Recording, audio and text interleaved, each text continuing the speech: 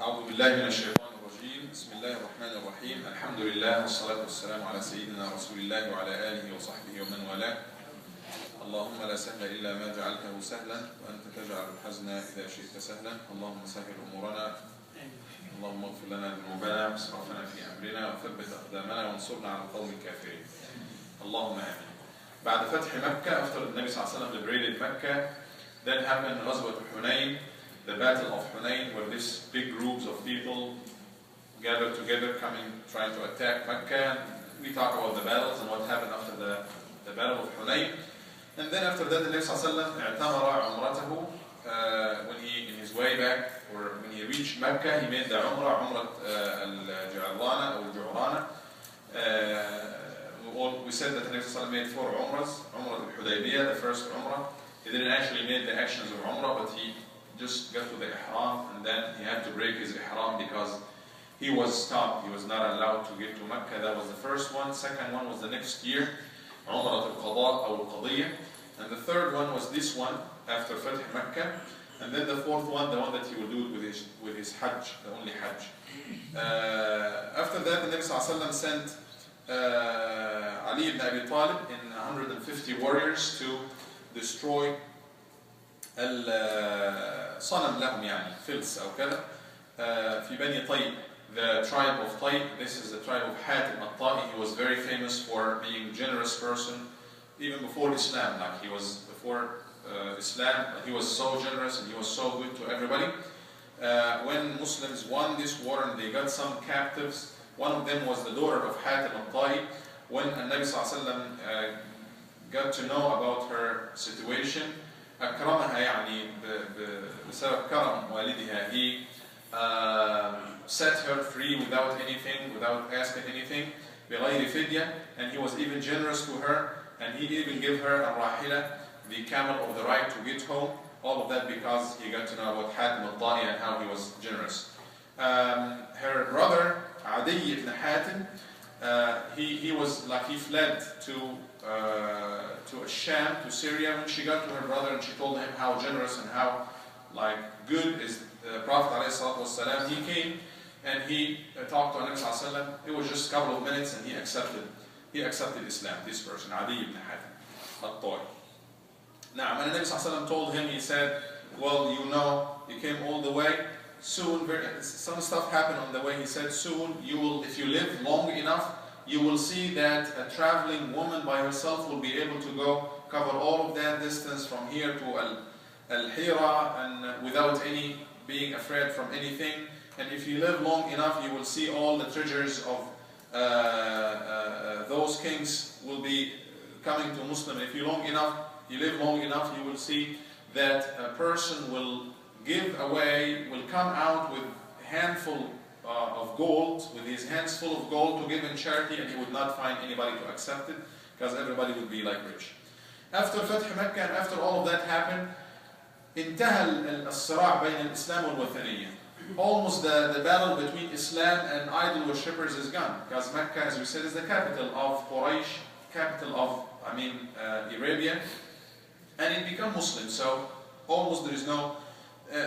There were like little things, but it's not like battles. We cannot call them battles because the conflict between Islam and idol worshippers, was gone. But what happened after that is al-Quwat al-Nasraniyya, al-Romaniyya, the Roman people. They got a big embarrassment by Ghazwat Mu'tah. A few months after that, or like a year, sometime before that, they were embarrassed because 3,000 fighters, only 3,000 were facing 200,000 of the Romans, and they managed to came back with almost no casualties. Only 12 people or so were killed in almost like a week of fight. لما سمعت قبائل العرب, the bordering Arab tribes, because most of the Romans were living in Syria and so on, but all the bordering areas north of Arabia nowadays, they were big Arab tribes and they were under the Roman Empire somehow. When they saw that only 3,000 people, they stood their ground in front of that big army. They said, well, let's try to seek our independence. Because you remember when we said there were in Ghazwat Mu'tah 100,000 came from the Romans, and the other 100,000 came from where?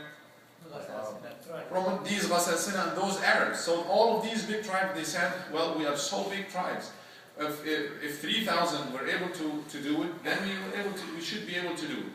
But because of that, and that would be the main reason of Ghazwat Tabook. So that was a big embarrassment for the Romans. And Romans at this time, they were mutaghatirin, very, proud and boasting, because they were almost winning each single war against their ultimate enemy, and that's the Persians. They were always winning. So they said, well, let's get rid of these Arabs, let's get rid of these Muslims, we're going to go all the way to them in Medina. سمع النبي صلى الله عليه وسلم بتجمع الروم استعدادهم. He heard about the intention, and he heard about their gathering, النبي صلى الله عليه وسلم in Medina. So he decided, not going to wait. He decided to prepare his army. Every time before that, النبي صلى الله عليه وسلم used to كان يوري. He used to not to speak clearly if he is going to a war or something. He used not to speak clearly where he is going, to make like a trick or something. But this was different, because he was going to meet a big army, the biggest of army, a superpower of that time, the Romans. So he told Muslim clearly, this is what we are going to do. And it was so hard and so tough, as we all know, because it was almost close to the harvest season.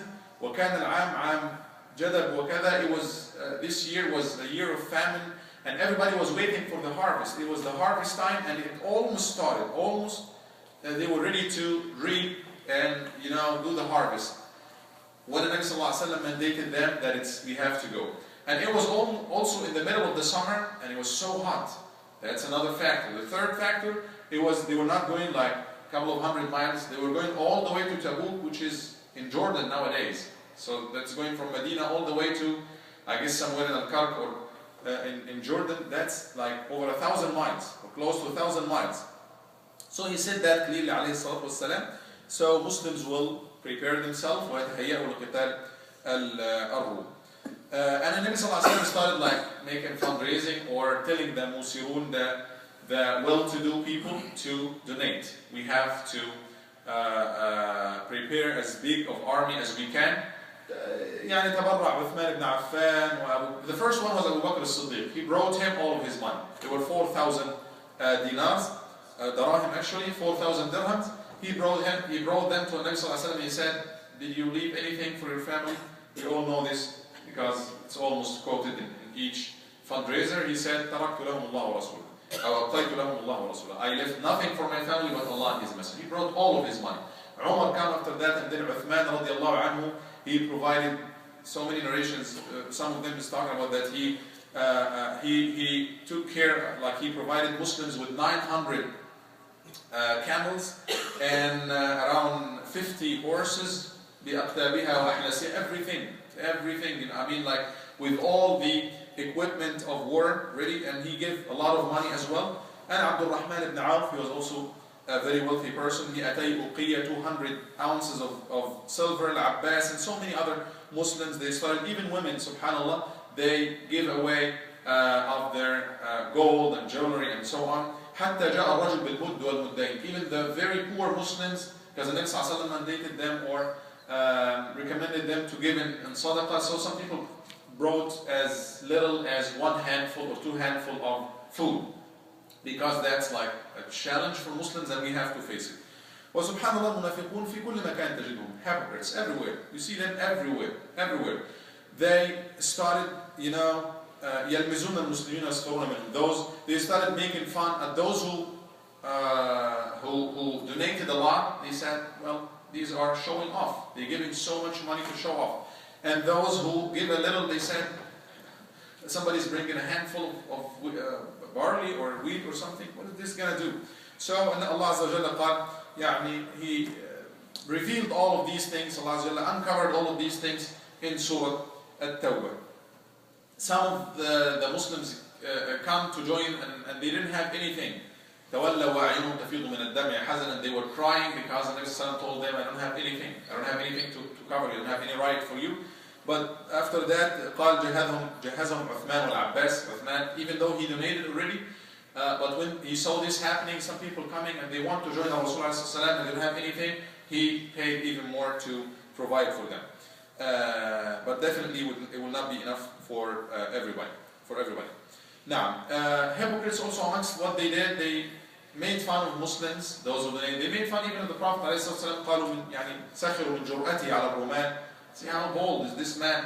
He dares to go and fight the Romans. Like, this is like playing. What we do amongst each other between the tribes, it's like playing. I mean, it's not serious. Like a tribe of a few thousand meeting a few thousand. But you're talking about the Romans. You go to encounter the Romans. Allah Azza wa Jalla uncovered them, and He even knew where they used to meet. They used to meet in a house of one of the Jews at this time, and He sent somebody to set fire on this house.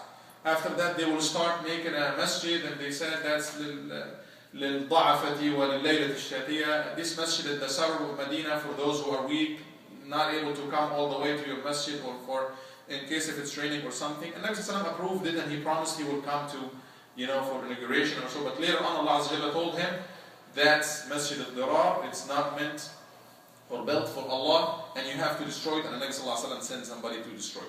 The army started, moving forward, and Muslims joined. There were the total with 30,000 warriors, 30,000 muqatil, 30,000 warriors, fighters with the Nabi Sallallahu Alaihi Wasallam, and only munafiqun.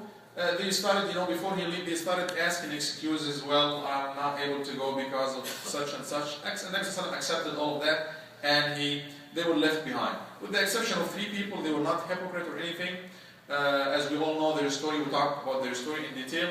But takasulan, they were lazy, or they kept delaying, procrastinating. They said maybe tomorrow we will join and so on. But they ended up not going at all. Only one, he was left behind, or he did not join from beginning. He delayed, but he managed to join the Nabi Sallallahu Alaihi Wasallam when he reached Tabook. That was Abu Khaythama. He decided, to stay. He was a true believer. But he had 2 wives, and now one day he came from work and he found, cold water and, a nice place to stay. يقول أنا في الماء البارد وكذا. I'm in the shade and have the cold water and everything is ready for me. ورسول الله عز وجل صلى الله عليه وسلم في الحر وكذا. And the messenger of Allah is there in the desert, middle of the desert, in the heat, and he said, prepare my ride right now. SubhanAllah, he imagined that. How could I stay here? Everything is fine, and the Rasulullah is there in the heat. Remembering this, or just thinking of that, he right away decided to join the Nabi Sallallahu Alaihi Wasallam, and he joined them all the way in Tabook. And it was so tough for Muslims in the way they didn't have enough food. It was said that every 18 Muslims, they had only one ba'ir or one camel to ride. So they would take turns. You will take your turn and then wait for the next 18 turns, subhanallah, to ride again. They walk a lot. It was in the middle of the summer. They didn't have enough food or water. They had to eat even the trees, the leaves of the trees. And we're not talking about these kind of trees. That's desert trees, thorny and hard. Subhanallah, حتى تورمت شفاههم. That affected their lips. And they had to sometimes slaughter a camel just to get the water from that's in its belly, because of the very little water. وذكر ابن عبد البر أن سحابة أظلتهم فأمطرتهم بأمر الله عز وجل حتى اكتفوا من الماء. Ibn Abd al-Barr mentioned in his book that at this time Allah Azza wa Jalla sent, as a miracle, sent us a cloud, and it gave them enough water. Rain came on them, and they had enough water for them that they needed. And Nabi Sallallahu Alaihi Wasallam left Ali radiallahu anhu in Medina to be in charge of Medina. But then the munafiqun started, they saying, istaqalahu. They said he left him because, he doesn't trust him anymore. He's not that kind of warrior. فَلَحِقَهُ عَلِيَّ رَضِيَ اللَّهُ عَنْهُ يعني لم يطق هذا. He couldn't afford to, he couldn't take it. So he joined the Nabi Sallallahu Alaihi Wasallam almost halfway, and he told him about what the mushrikun, they are saying, like he's leaving him behind. He wanted to fight. Ali is a fighter. But at the same time, the Nabi Sallallahu Alaihi Wasallam, he had to, to have somebody that he trusts, and somebody who's strong to be in charge of Medina. So قال ألا يرضيك أو أما ترضى أن تكون مني بمنزلة هارون من موسى. Don't you like that you will be your status in comparison to mine, just like Harun versus Musa? إلا أنه لا نبي بعدي. The only difference is there is no prophet after me. You're not a prophet, but you are as close to me as Harun, Prophet Aaron, was to Prophet Musa عليه السلام. نعم. ومروا في طريقهم بأرض ثمود. رجع, yeah. Ali radiallahu anhu, Nabi sallallahu alayhi wa sallam told him that, and he came back to Medina because he was in charge, he was the leader. واستخلفه على أهله, يعني to be in charge of everybody there. They passed by the land of Thamud, the land of Sayyidina Salih, and who was sent to the people of Thamud, and Allah Jalla punished them. And Nabi sallallahu told them to pass quickly and not to drink from their water, with the exception of the well that a naqa, or the camel of these people used to drink from. وكان الإنسان يجمع في الطريق بين الظهر والعصر والمغرب والعشاء تقديما وتأخيرا. He used to gather, Nabi sallallahu alayhi wa sallam, in his travel, because of his traveling, he used to gather or combine the salah, dhuhr with asr, and maghrib with isha, either at the time of dhuhr or the time of asr, or time of maghrib or time of isha. Now, we inshallah stop here and we continue what happened in Tabook, and then what happened after that later on inshallah. جزاكم الله خيرا وصلى الله على سيدنا محمد وعلى آله وصحبه.